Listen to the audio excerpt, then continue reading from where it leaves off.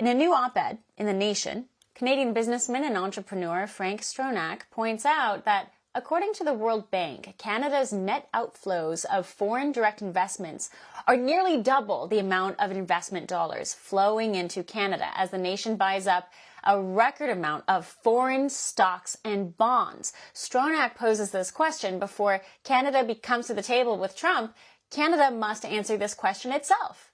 If no one wants to invest in Canada, what does that say about our country? Joining us now is the author, Frank Stronach, founder of Magna International and the Canadian Economic Charter of Rights and Responsibilities movement. Mr. Stronach, welcome to the program. Thank you for joining us. Well, it's great to be here. I hope we can put on a great show for the American people.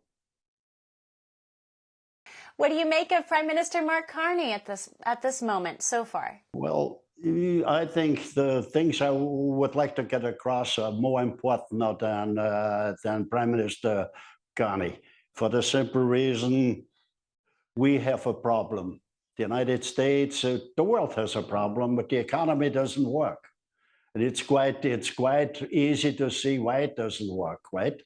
Because all politicians, all business people, pretty well all people agree, if the economy doesn't work, nothing else will work.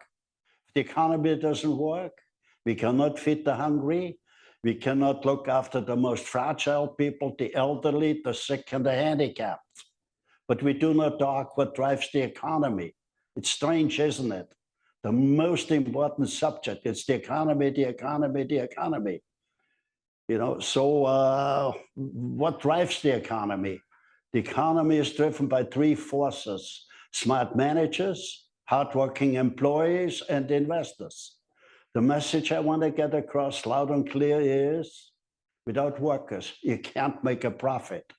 So it's so important that we adopt an economic charter of rights. Without that, the economy can't work, and you haven't got true democracy. So that's the dilemma we have. The dilemma we have. The Charter of Rights that you propose, Frank, the Charter of Rights that you propose, has anything like this been done before at the scale you propose? No, it has not been done. That's the strange thing about the whole thing is because in schools, high schools, universities, colleges, we don't really teach economics through economics because, as I said earlier on, the world has always been dominated by the golden rule. The people which have the gold or the monies, they make the rules. I don't want to be dominated by anyone. If I feel that strong, I should not be able to dominate somebody either. So the very question is, how can we dismantle the chains of dominations, not via violent revolutions, via revolution of the mind? And that's the revolution of the mind will lead to an economic charter of rights, okay? But the elite or the people, now you don't see the people anymore which have the gold. They might be in Hawaii, they might be in Beverly Hills, they might be in Monaco, but they still, the very elite, the financial elite do not want to share their profits with the workers. That's the dilemma. That's a big dilemma.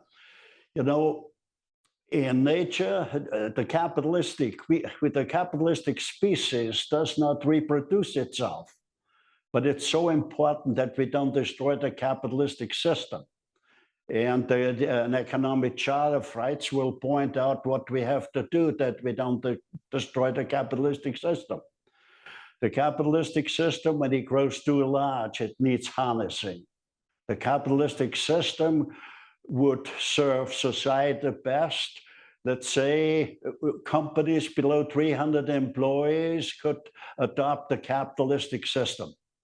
Okay, and when they grow beyond the 300, then the law would say business has to share the profits with the workers, because if society came a long way, right? When we look back to the caveman, to the hunted, to the kings and the servants, and now we have bosses and disgruntled employees. That's the dilemma. The reason I've done very well, like I was born in Austria, and I came in '57 to Canada. I found a job in my profession. I had $200 in my pocket, and I opened up a small factory, right, with put a sign up, tool and die, business open for business. So I started and built a company with 180,000 employees. Imagine that. Nobody has done that what I have achieved. So it's 180,000 employees, over 400 factories in 34 different countries.